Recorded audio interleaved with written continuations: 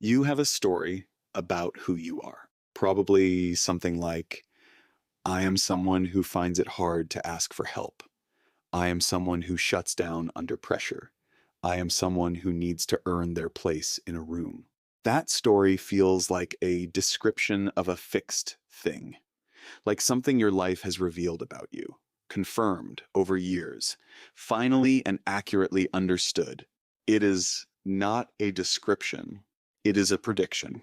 Your brain generates your sense of self the same way it generates your sense of a table, a color, or a room.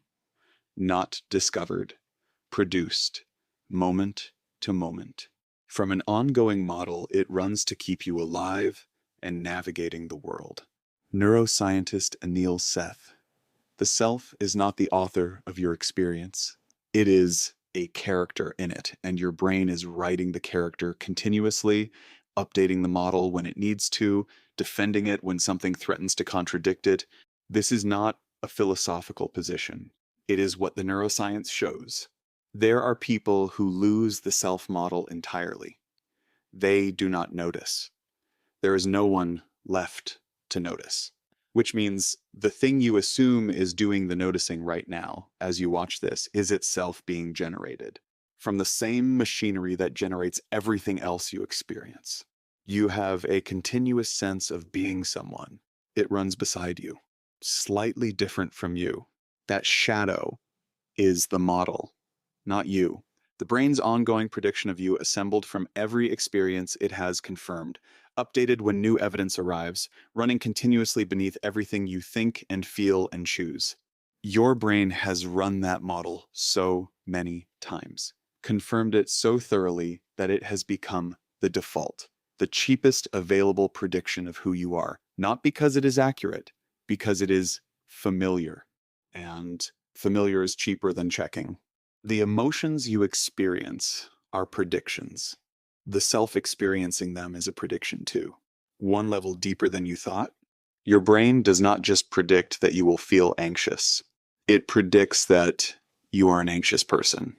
The emotion is a weather event.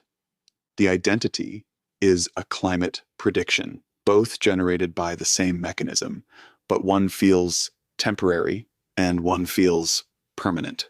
One feels like something that happens to you, and one feels like something you are. The mechanism underneath them is identical, which means the story, I am someone who gets overwhelmed, is not a truth your brain discovered about you. It is a prediction your brain generated from early experience, from repetition, from every time that prediction was confirmed, and has been running as the most energy efficient model available ever since. And here is what that means for change.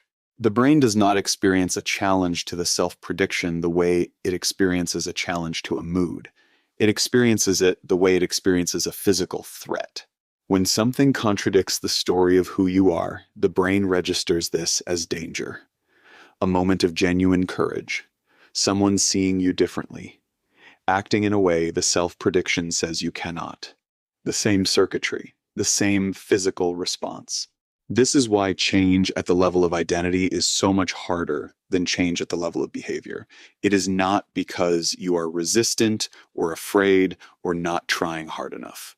It is because your brain's immune system is working correctly. The self-prediction is the most defended model the brain runs, more defended than your predictions about weather or traffic or even other people, because the self-prediction is the load-bearing wall. Every other prediction your brain makes is built on top of it. Change the wall, and the whole structure has to shift.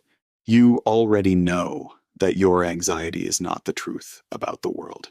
You have seen that. You have felt the shift of recognizing a prediction as a prediction rather than as reality. The same shift is available for the self. I am someone who gets overwhelmed is not a truth about you. It is a prediction your brain has confirmed so many times it stopped checking. You are not your anxiety. You learned that. You are not your self-story either. It is the same knowledge, one level deeper, and it requires nothing from you except to see it. The model that says, "This is simply who I am," has never once been more than your brain's best available guess. Guesses can be wrong, even the ones about you.